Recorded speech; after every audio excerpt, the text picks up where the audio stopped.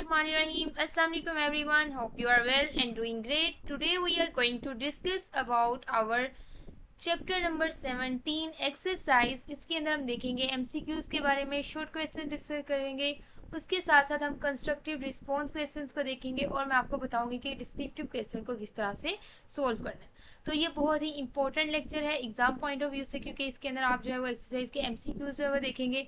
उसके अलावा मैं आपको बताऊंगी कि एमसीक्यू के पीछे रीजनिंग क्या है, हमारे पास कौन सी ऑप्शन क्यों करेक्ट है, ठीक है। उसके अलावा हम शॉर्ट क्वेश्चन डिस्कस करेंगे जो कि आपके पेपर में आने के बहुत ज़्यादा चांसेस होते हैं। जैसे कि हमारे पास ये फर्स्ट वाला जो है क्वेश्चन जो है इंपॉर्टेंट है, तो इसके बारे में हम डिस्कस करेंगे। अगर आपको ये नोट्स चाहिए हो तो नोट्स जो है वो आप डिस्क्रिप्शन में हासिल कर सकते हो। आपने वहाँ पे जो है वो दिया गया है लिंक, उसके ऊपर क्लिक करना है और आप पीडीएफ को फ्रीली जो है वो डाउनलोड कर सकते हो। और अगर आपको ये वीडियो पसंद आए तो वीडियो को लाइक कीजिएगा, चैनल को सब्सक्राइब कीजिएगा और ज़्यादा से ज़्यादा बच्चों के साथ शेयर कीजिएगा, ताकि ज़्यादा बच्चों तक ये फ्री पीडीएफ नोट्स प्लस जो है हमारे पास अच्छे लेक्चर जो है वो पहुँच सके। So let's get started. First of all हम डिस्कस करते हैं एमसीक्यूज के बारे में। फर्स्ट एमसीक्यू है हमारे पास, which group 2 oxide forms the most alkaline solution in water. अब हमारे पास ग्रुप 2 के ऑक्साइड्स हैं, उनमें से देखना है कौन सा ऑक्साइड, यानी हमारे पास beryllium, magnesium, calcium, strontium, barium oxide. लेकिन इन्होंने हमें 4 ऑप्शन दी हुई हैं, beryllium, magnesium, calcium and strontium का ऑक्साइड।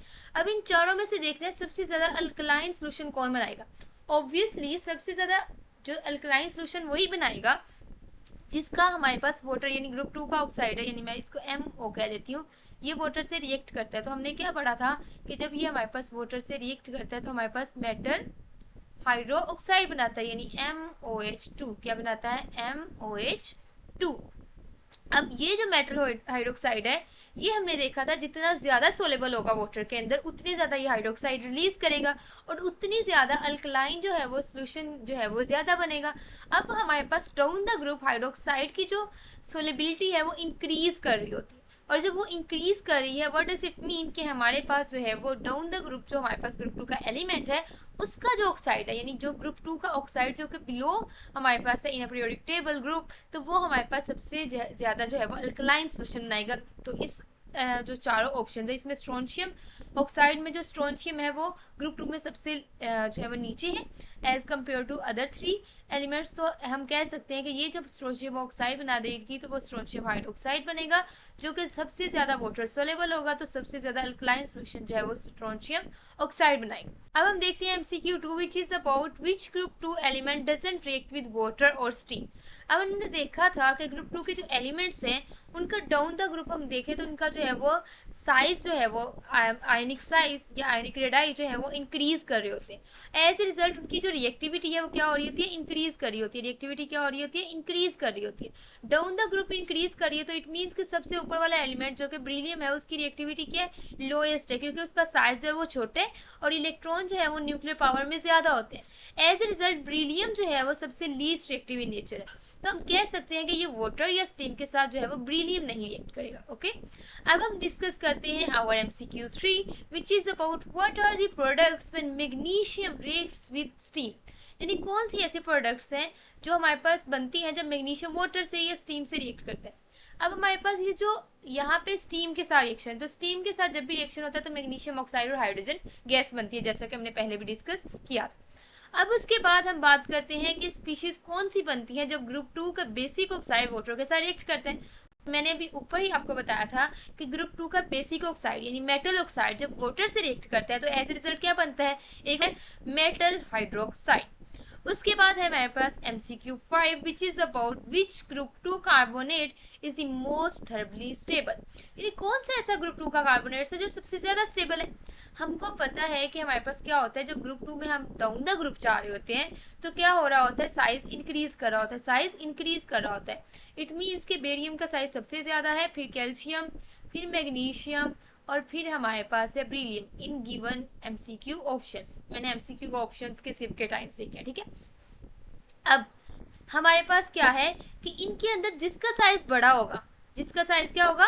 बड़ा होगा उनकी पोलराइजेशन जो है, पोलराइजेबिलिटी जो है वो कम हो जाएगी। जब उसकी पोलराइजेबिलिटी कम हो जाएगी तो वो हमारे पास जो A9 है उसको ज़्यादा डिस्टोर्ट नहीं कर पाएंगे। और जब कार्बोनेट इतना ज़्यादा डिस्टोर्ट नहीं होगा, इट मीन्स कि हमारे पास कार्बोनेट के कार्बन ऑक्सीजन बॉन्ड जो है वो स्ट्रॉन्ग ही रहेंगे और वो सबसे ज़्यादा थर्मली स्टेबल रहेगा, यानी उसको हीट प्रोवाइड करे तो वो जल्दी हमारे पास डिसोसिएट नहीं होगा या डिकम्पोज नहीं होगा इनटू कार्बन डाइऑक्साइड।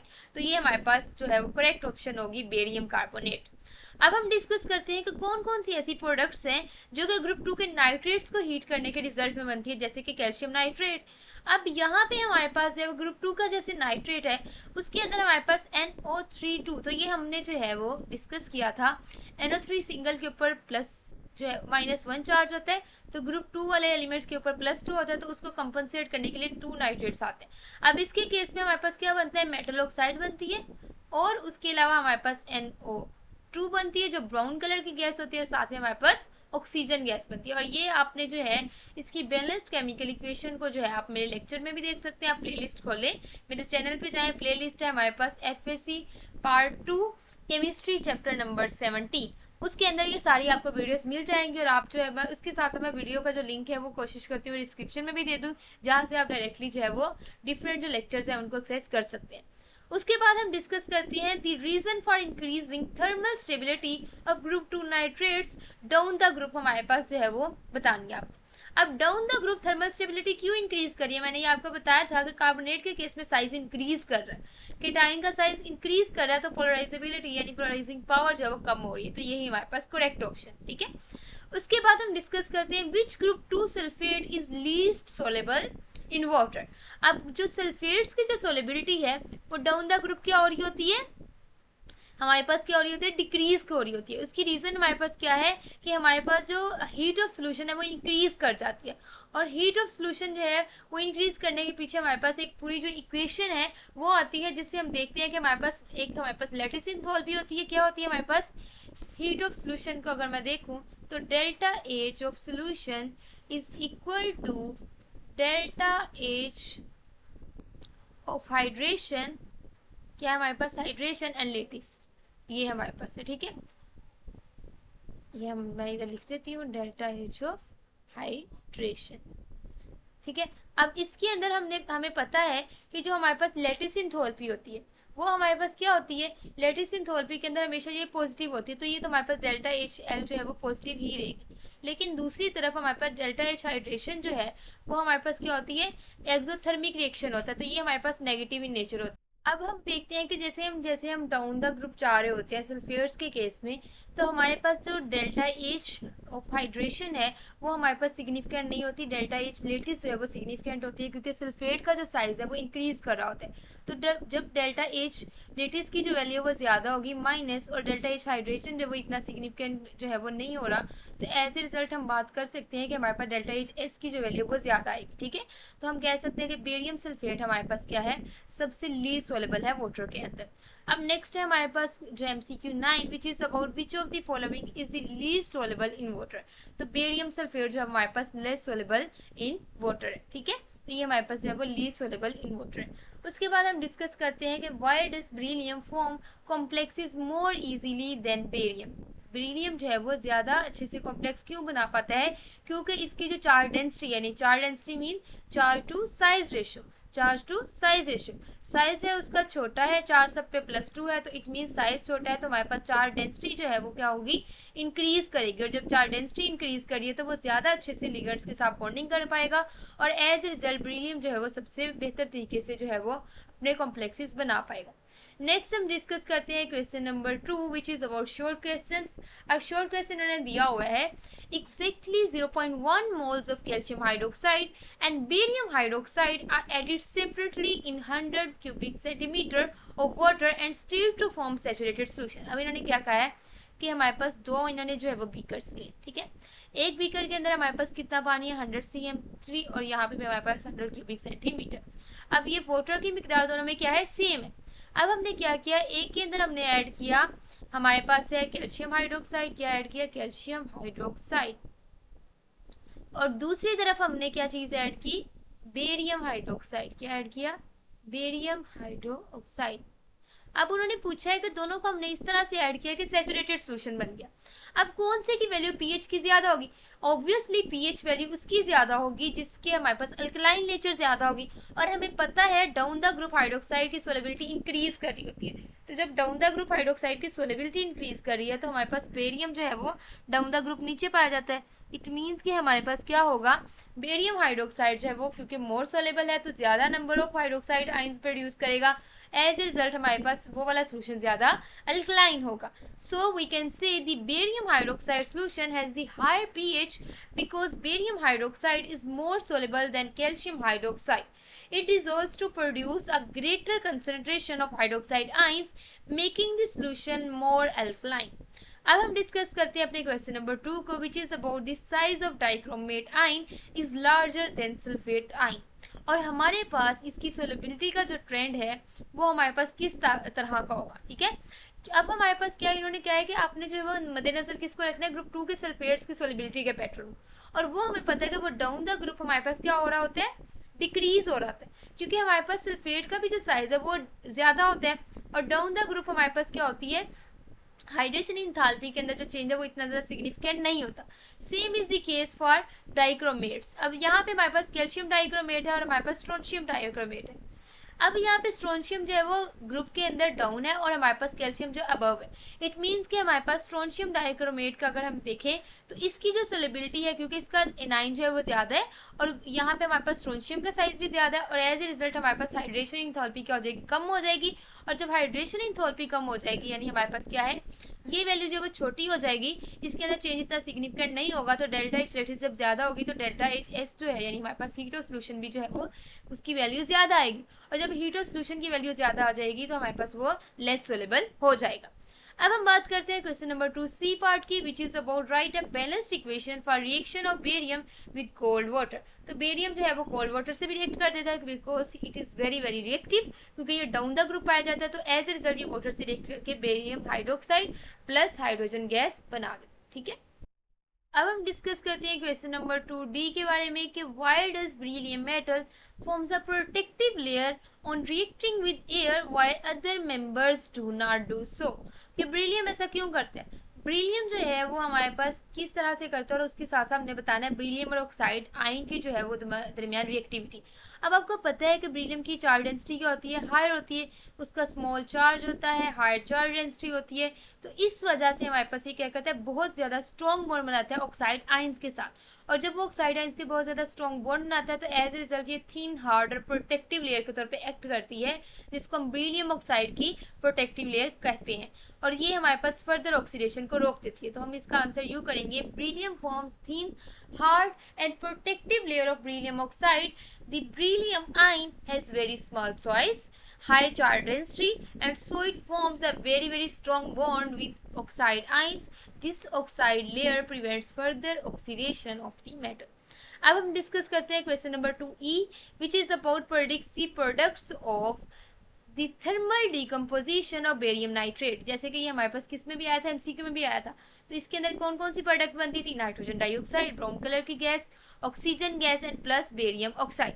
यानी हमारे पास इसमें से क्या है, NO3 में से हमारे पास जो है वो 1 ऑक्सीजन मिलके ऑक्सीजन गैस, इस तरह हमारे पास ये बेरियम ऑक्साइड के 2 मॉलिक्यूल्स और प्लस हमारे पास NO2 बन जाएगा। अब बैलेंस केमिकल इक्वेशन अगर हम देखें तो हमारे पास क्या है, दोनों तरफ हमने क्या करना है, वैसे हमारे पास क्या प्रोडक्ट बनती है, अगर मैं इसके ये रेस कर देती हूँ, लेट्स सपोज कि हम जो है उसको देखते हैं कि ये हमारे पास जो है वो नहीं बना हुआ। मैं आपको भी ये जो है वो इसको वो करके बताती हूँ किस तरह से हमारे पास जो है वो इसको हम करेंगे कि हमारे पास जो बैलेंस्ड केमिकल इक्वेशन बन जाए, ठीक है।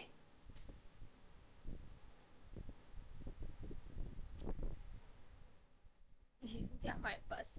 अब हमारे पास क्या है, अगर आप देखो तो दोनों तरफ हमारे पास यहाँ पे एक साइड पे हमारे पास बेरियम की कितनी अमाउंट है, 1 है, 1 एटम है, दूसरी तरफ भी कितना है, 1 एटम है। तो अभी फिलहाल के लिए हमें लग रहा है कि बेरियम के लिए हमारे पास बैलेंस करने की जरूरत नहीं है। अगर हम नाइट्रेट में देखें तो नाइट्रोजन जो है वो हमारे पास, या इस साइड पे हमारे पास जो हमारे पास रिएक्टेंट साइड है वहाँ पे 2 नाइट्रोजन है, जबकि प्रोडक्ट साइड पे हमारे पास 1 नाइट्रोजन है। इट मीन्स कि हमारे पास जो है वो नाइट्रोजन को बैलेंस करने की जरूरत है। उसके साथ साथ ऑक्सीजन हमारे पास कितने हैं, इस साइड पे 6 है, जबकि दूसरी तरफ पे कितने हैं, सिर्फ और सिर्फ हमारे पास 5 है। तो ऑक्सीजन और नाइट्रोजन की वजह से बैलेंस करने की जरूरत पेश आएगी। अगर हम सिर्फ नाइट्रोजन को बैलेंस करें तो मैं यहाँ पे लिख सकती हूँ 2NO2 फर्स्ट टर्म में। अब जब मैंने ऐसा लिखा तो हमारे पास क्या हो गया, ऑक्सीजन यहाँ 2 और ये 2, मतलब टोटल 4 ऑक्सीजन और 4 और 2 6 बन गए, और एक हमारे पास ये 7 बन गया। इट मीन्स अब यहाँ पे प्रॉब्लम आ गई कि यहाँ पे तो हमारे पास 6 थे, मैं यहाँ पे 2 लगाने की कोशिश करती हूँ। अब जब यहाँ पे मैंने 2 लगाया तो मुझे पता चला कि अब हमारे पास जो है वो जो है 3 2 6 और 6 2 12 ऑक्सीजन रिक्वायर्ड। इट मीन्स कि मुझे यहाँ पे लेबलिंग करने की जरूरत पेश आएगी। उसके साथ साथ बेरियम कितने हैं, 2, तो पहले तो मैं बेरियम को जो है वो लेबल करती हूँ। ये हमारे पास हो गया 2 बेरियम ऑक्साइड। अब 2 ऑक्सीजन ये हो गए, 4 ऑक्सीजन ये और 2 ये, यानी हमारे पास टोटल हमारे पास जो है वो 8 ऑक्सीजन है। अभी भी हमारे पास कितने कम है, हमारे पास 4 अभी भी कम है, तो मैं इसको क्या करूंगी, 2 को जो है वो रेस करके 4 बना दूंगी ताकि मेरा नाइट्रोजन भी बैलेंस हो जाए, वो भी 4 कंप्लीट हो जाए, और हमारे पास जो है वो टोटल जो है वो NO2 के अंदर 8 हम मैं ऑक्सीजन बना के ओवरऑल बैलेंस भी कर लूँ इक्वेशन। तो सेम इसी तरीके से यहाँ पे इक्वेशन को बैलेंस किया हुआ, ठीक है। अब हम डिस्कस करते हैं क्वेश्चन नंबर 2F के बारे में।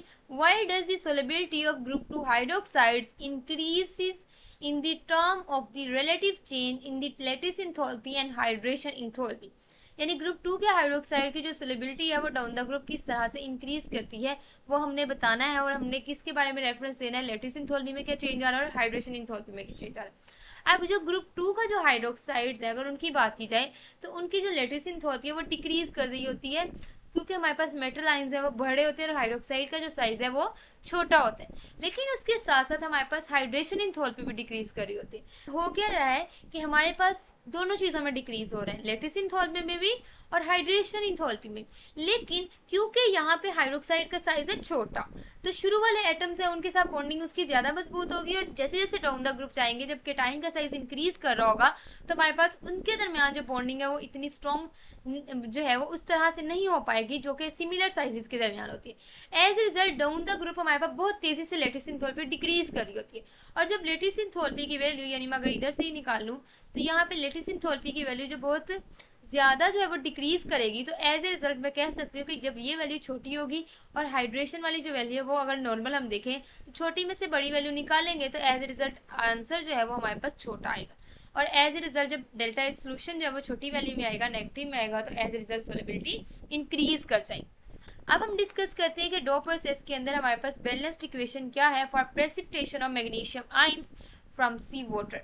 तो सबसे पहले हमारे पास क्या होता है, हम जो मैग्नीशियम जो है वो जो हमारे पास पूरा प्रोसेस होता है उसके अंदर सबसे पहले मैग्नीशियम आयंस को जो है वो हम कन्वर्ट कर रहे होते हैं इनटू डिफरेंट फॉर्म्स, ठीक है। और हम जो है वो उसको किस में कन्वर्ट करते हैं, हम जो है उसको कन्वर्ट करते हैं मैग्नीशियम हाइड्रोक्साइड की फॉर्म, ठीक है।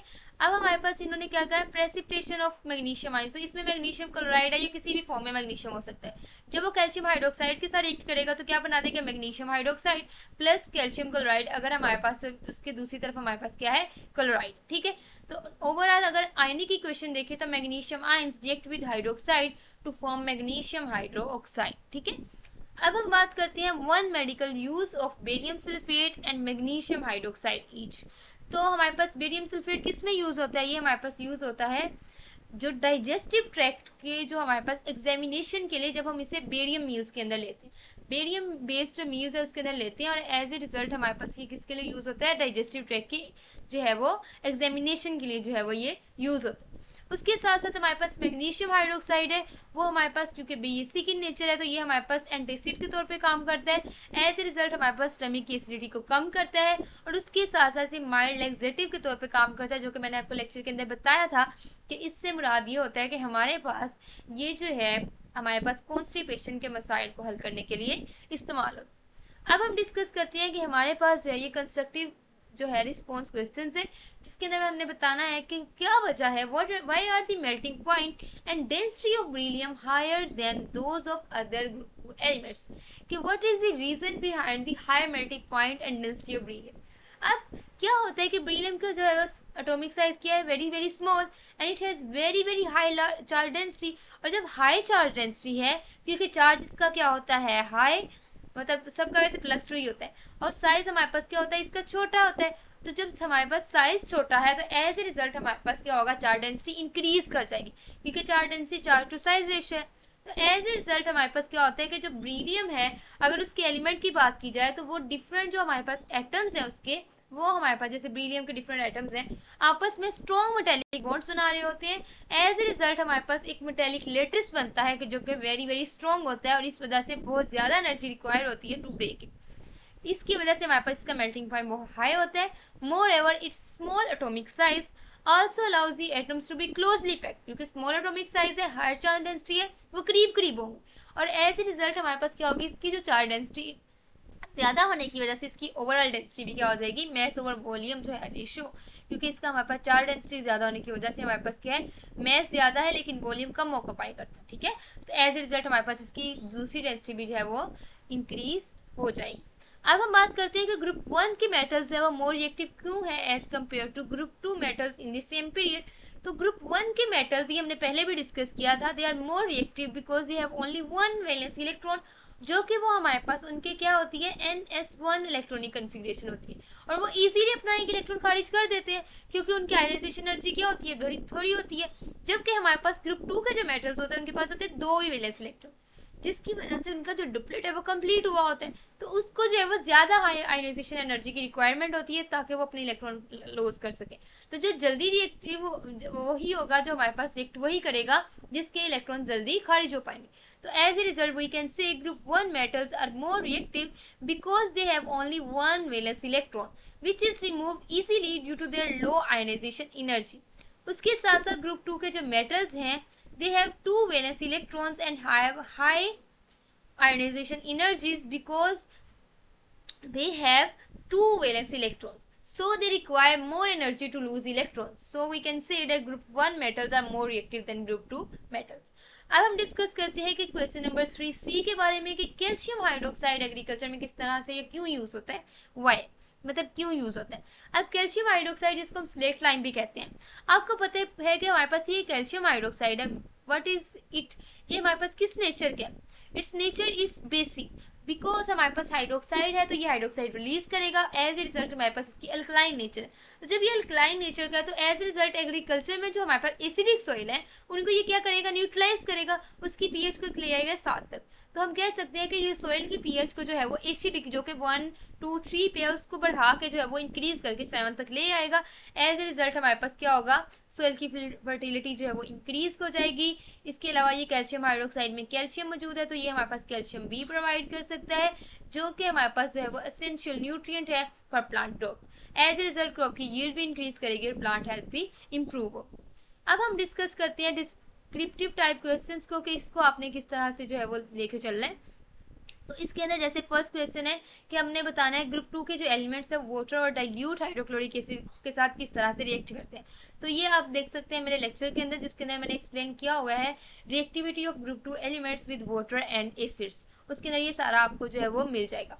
उसके अलावा thermal decomposition of carbonates and nitrates, तो इसके अंदर हमारे पास सेम वही आएगा कि ये किस तरह से कार्बन डाइऑक्साइड और हमारे पास ऑक्साइड में कन्वर्ट होती है कि नाइट्रोजन डाइऑक्साइड ऑक्सीजन और ऑक्साइड्स में कन्वर्ट होती है जो कि आपको डिकम्पोजिशन वाले लेक्चर में मिल जाएगा। ठीक है, और उसकी जो रीजन और रिलेटिव ऑर्डर भी मैंने उसके अंदर एक्सप्लेन किया हुआ है। उसके बाद सोलेबिलिटी की अगर बात की जाए तो ये भी हमने एक्सप्लेन किया हुआ है, आप उसको लेक्चर्स में देख सकते हैं। और क्वेश्चन नंबर 7 जो कि है extraction of magnesium through douse process या डाउज मेथड, ये भी मैंने एक्सप्लेन किया हुआ है। तो ये सारे के सारे क्वेश्चन जो है वो मेरे आप प्ले लिस्ट में से देख सकते हैं और उसके नोट्स भी 1 बाय 1 आप डाउनलोड कर सकते हैं। हर वीडियो पे जाएं, उसकी डिस्क्रिप्शन पे जाएं, वहाँ पे जाके लिंक दिया होगा जिसमें ऊपर लिखा हुआ है फ्री पीडीएफ नोट्स और नीचे आपको जो है वो एरो मिल रहा होगा जिसके अंदर वो जो है वो पूरा लिंक दिया हुआ है, उस लिंक को क्लिक कीजिएगा और ये सारे के सारे नोट्स आप जो है वो हासिल कर सकते हैं। तो ये था हमारा आज का लेक्चर। Thanks for watching my video. अल्लाह हाफिज़।